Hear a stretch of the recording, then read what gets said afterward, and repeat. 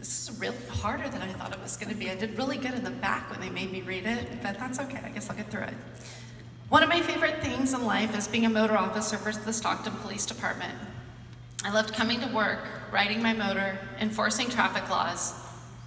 I'm going to tell you right now, that's not really what he wanted to say. He wanted to say writing tickets, but he thought enforcing traffic laws sounded a lot nicer. So I'm totally fronting him off on that one, but that's okay. I'm probably already in trouble for stuff, so it's all right. He'll forgive me. So enforcing traffic laws, the kinder, gentler way of saying things, interacting with all of the community, and most of all, he loved riding around, looking at my reflection in the windows, especially on the Miracle Mile. He said the current and former motors would completely understand and appreciate that. Unfortunately, on August 28th, while doing what I love, I was hit by a car and critically injured. After being life-flighted to UC Davis, where multiple life-saving surgeries and procedures were performed, I learned that as a result of the collision, I suffered a total and irreparable spinal cord injury at the T10 level. It's about the belly button, maybe a little lower, to include a fractured vertebrae.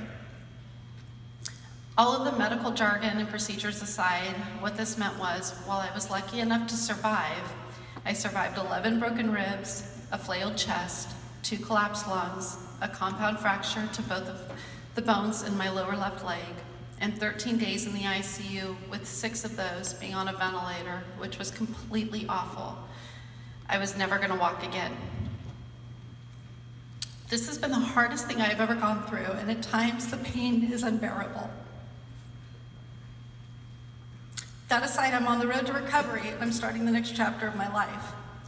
What that entails exactly, I am not sure.